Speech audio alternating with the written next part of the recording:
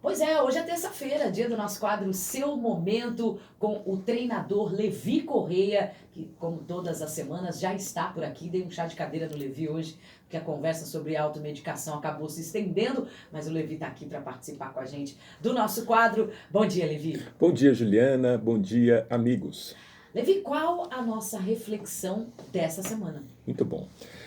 O assunto de hoje é crenças limitantes, Ju. Olha, E para abrir esse bate-papo, eu separei um texto que eu quero ler e introduzir para a gente aqui. legal. O título é A Águia e a Galinha. Certa vez, um camponês, andando pela floresta, encontra caído ao chão um ninho de águia, com um filhote bastante machucado que havia caído junto com o ninho do galho mais alto de uma das árvores mais altas do local. Com pena da ave, levou para sua casa, tratou no dia a dia, aos poucos ela foi se recuperando e o nosso camponês, sem ter onde deixá-la, acabou colocando ela no galinheiro, junto com as suas galinhas. E assim, a águiazinha foi crescendo e aprendeu a se comportar exatamente como uma galinha. Galinha. Os anos se passaram, certo dia o camponês recebeu a visita de um naturalista, que, ao ver a águia no galinheiro, afirmou: "Esse pássaro não é uma galinha, é uma águia.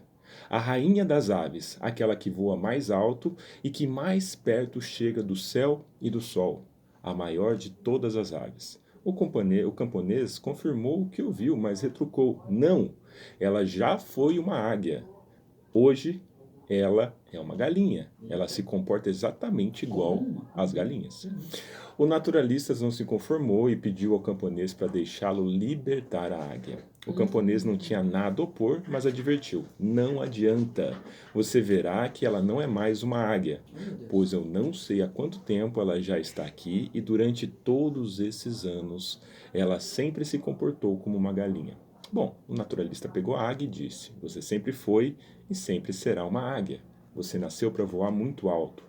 Para ser maior de todas as aves, a mais poderosa, você não é uma simples galinha.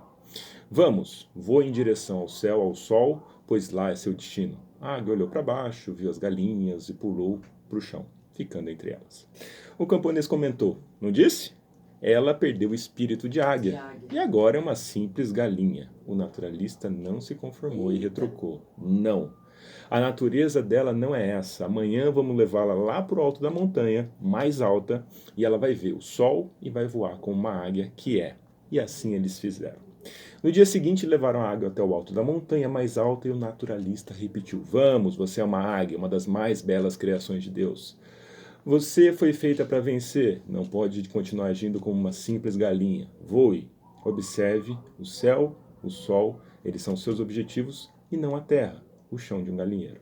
A princípio, a águia, de uma forma muito medrosa, procurou as galinhas, mas como não as encontrou por perto, passou nervosamente a bater suas enormes asas, com quase 3 metros de envergadura. Aos poucos, foi criando coragem e, depois de algumas tentativas frustradas e de muito medo, conseguiu alçar pequenos voos. Mais um pouco, ela se sentiu com coragem necessária para voar em direção ao sol e ao céu. E lá foi ela, realizar seu próprio projeto de vida para a qual havia sido criada. Então, nós seres humanos, em alguns momentos, escutamos várias coisas na nossa vida. E assim como a águia, em algum momento a gente está num local em que a gente se acostuma com aquele local. Sim. Principalmente por escutar as pessoas que estão acostumadas com aquele local. Escutar, você é uma galinha, você é uma galinha. Você não acreditava. Ouvindo a história, né? Você não acredita que a águia vai acreditar mesmo que ela é uma águia, né? Exatamente. Só para dar os créditos, esse é de um livro de Leonardo Boff que chama A Águia e a Galinha. Olha, E eu separei esse texto justamente para a gente começar essa reflexão sobre as crenças limitantes. Quais são aquelas crenças que nos limitam, que nos impedem, que nos enclausuram? É mais ou menos aquela história do elefantinho que, quando nasce, né, ele é amarrado num toquinho. E ali ele tem força ainda para sair do toquinho. Só que ele vai crescendo e ainda vai entendendo que ele não consegue sair dali. E quando você vê um elefante grande amarrado num toquinho, você fala: "Puxa vida, por que ele não simplesmente sai?" sai dali. Porque ele ainda acredita que ele não consegue sair dali. que são as crenças? São as interpretações e os pensamentos que a gente assume como verdade e que nos impedem de desenvolver as competências, habilidades e emoções. Essas crenças, elas são gravadas na nossa mente subconsciente e modelam a nossa visão de mundo. É como se a gente tivesse um conjunto de lentes, cada pessoa tivesse um conjunto de lentes, que a partir delas a gente enxerga o mundo, a nossa visão, ao nosso modelo mental, ou, como chamam por aí, o nosso mindset.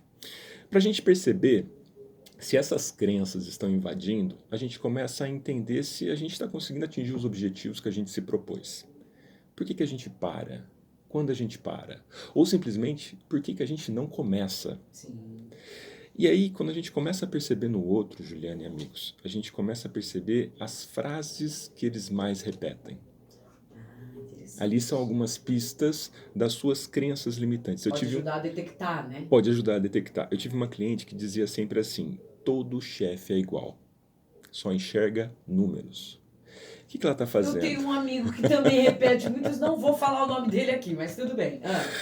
O que ela está fazendo? Ela está generalizando. Sim. Né? E quando a gente generaliza, a gente peca.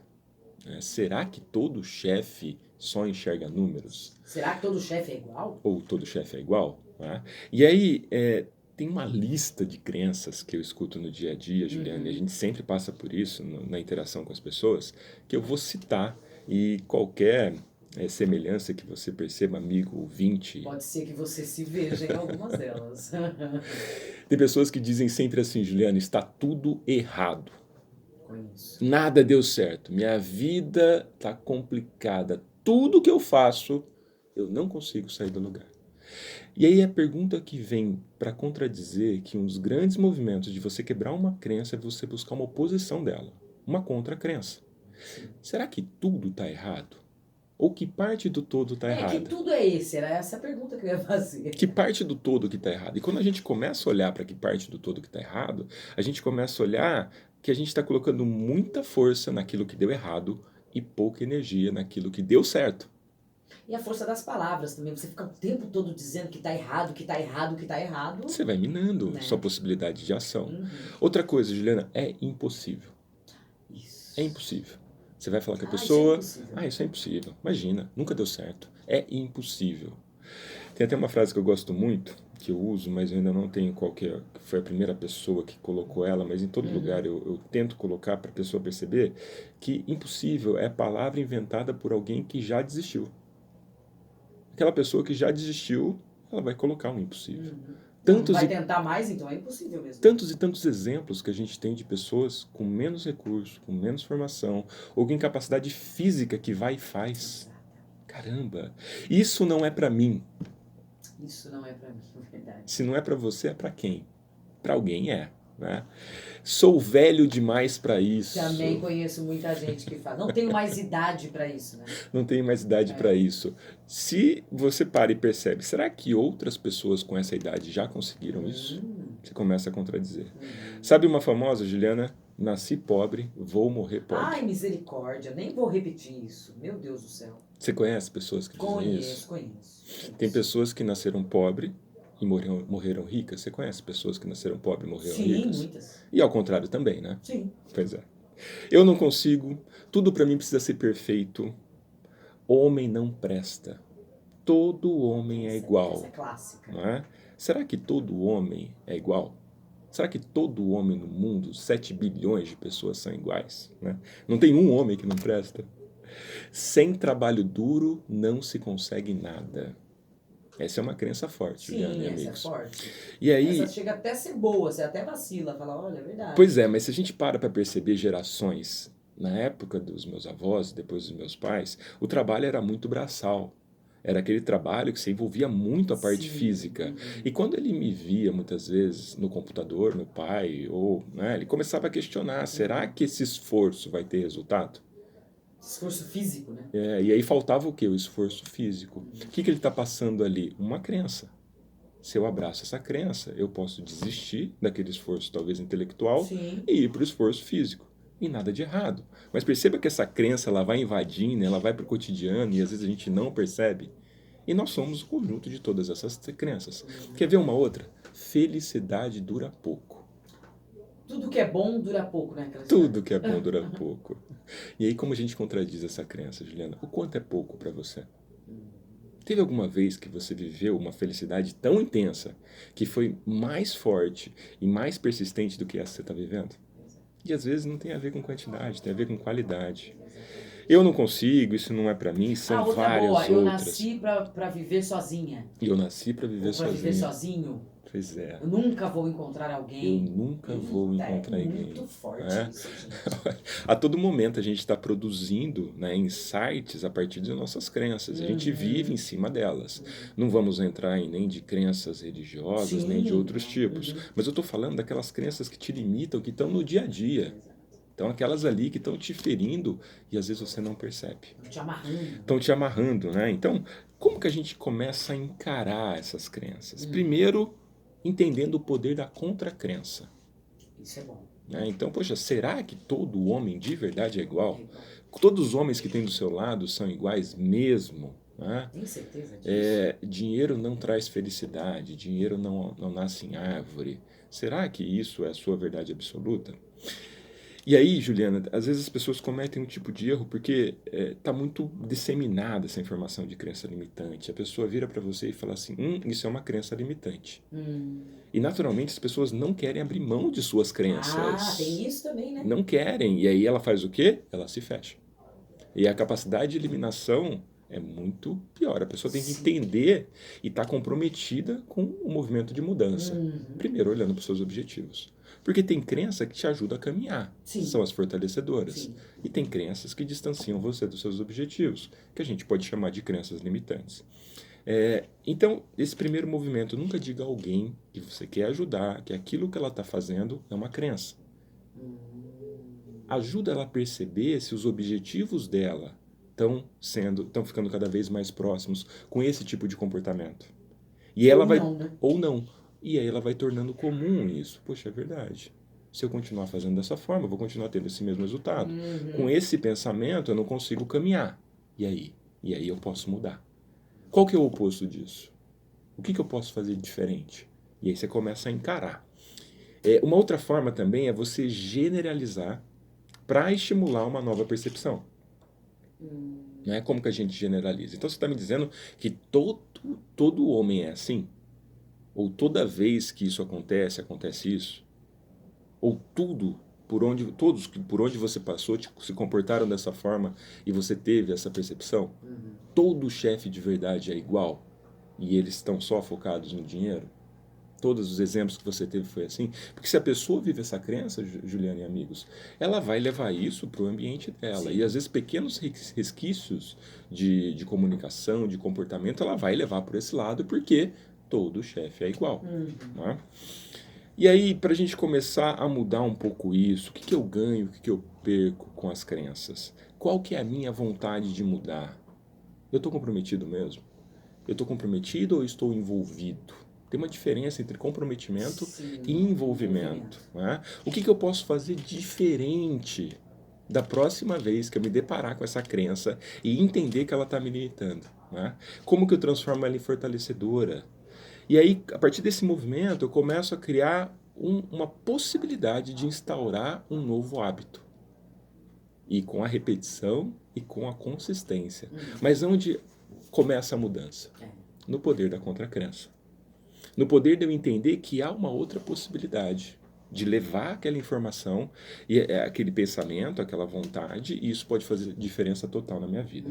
Por exemplo, se eu preciso aprender inglês em 6 meses, e para mim é impossível aprender inglês em 6 meses, eu começo a pesquisar, eu vejo e eu percebo histórias de pessoas que aprenderam em 4, o que eu estou mudando em mim? Eu estou começando a questionar o poder da crença. Né? Se eu estou numa idade de 50 e 60 e acredito que o mercado está saturado para essa idade e por isso eu não busco emprego, e às vezes eu tenho uma pessoa do meu lado que ele conseguiu, e às vezes com uma idade até superior, o que eu estou fazendo? Eu estou encarando essa crença, eu estou estimulando uma contracrença. Né? E aí eu começo a deixar de lado um pouquinho aquela minha lente ou a olhar de uma outra forma tudo aquilo que eu estiver vivendo. Você consegue sair um pouco desse seu... o homem é tudo igual, o chefe é tudo igual. Você consegue sair um pouquinho disso quando você desafia e contradiz essas frases, essas crenças que perseguem a gente ao longo da vida, né? Exato. E aí, levando um pouquinho para o nosso bate-papo de abertura. Uhum. Às vezes, eu preciso olhar um pouco para fora. Sim. Né? Às vezes vem uma informação de fora que ela pode fazer total diferença. E se eu aceitar, eu posso mudar completamente o meu resultado. O caso da galinha, da águia que pensava que era galinha. Né? E se ela tivesse até lá até hoje, talvez na história... Exatamente o que eu ia dizer, ela ia ser galinha. E talvez ela tentaria botar e chocar e às vezes ter todo um movimento ali porque voltado... Porque é aquilo que ela acredita. É aquilo que ela acredita. Porque ela não teve nenhuma referência diferente com essa referência que ela viveu o tempo todo. Então, como que você recebe essa mensagem hoje? Será que você é o tipo de pessoa que acredita fielmente as pessoas, o que elas dizem para você? Será que você está levando crenças limitantes e essas crenças limitantes estão incapacitando você de alcançar seus objetivos? Ou às vezes você está mudando o seu modelo mental, você está encarando suas crenças, mas tem uma pessoa do lado que te puxa para baixo. Eita. Porque as crenças dela são muito mais fortes que a sua. Eita. E aí você faz o quê? Ninguém muda sozinho. Se eu estou num grupo, eu preciso ter uma atividade e uma participação nesse processo de grupo. Mas toda mudança ela começa comigo. Tem a ver com autoconhecimento, tem a ver com autorresponsabilidade. E tem a ver com você querer realmente ir de encontro àquilo que te faz melhor e não pior do que você é. Você querer ser águia e não galinha. Águia e não galinha. Começa dentro da gente, Levi? Tudo que é auto é conosco, Juliana. Autoconhecimento, autorresponsabilidade, tudo isso que depende de nós. E às vezes a gente joga isso para o mundo. Sim. Nem sempre a gente vai ter um naturalista para te pegar e jogar para o mundo. Exatamente. Às vezes olha, você não é galinha, você é águia. Nem sempre você vai ter. Nem sempre. Principalmente se eu estou num ambiente que todo mundo pensa como galinha.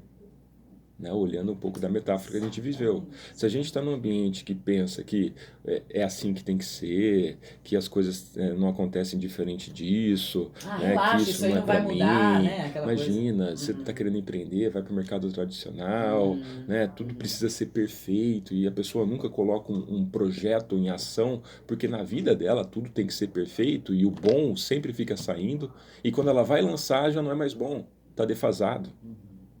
Né? Então, são pequenos detalhes que você percebe no seu dia. Faça uma pergunta para você. Isso está me ajudando a avançar? Ou isso está fazendo com que eu desista? Diminua minha performance ou limite minhas conquistas? Isso que eu acredito tanto, que eu trago como verdade, está me ajudando ou não? Acho que essa é a grande reflexão. Essa é a grande reflexão, exatamente. Porque são as interpretações do nosso pensamento.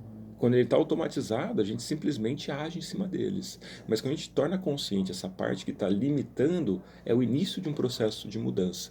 E quando a gente começa a gerar consistência sobre isso, a gente tem a possibilidade de mudar o resultado. E não diferente disso. Exatamente, esse foi o nosso quadro Seu Momento de todas as terças-feiras. O treinador Levi Correia esteve aqui conosco mais uma vez e claro que ele está de volta na semana que vem. Levi, super obrigada, até terça, viu? Obrigado, Juliane, obrigado, amigos, até mais. Até.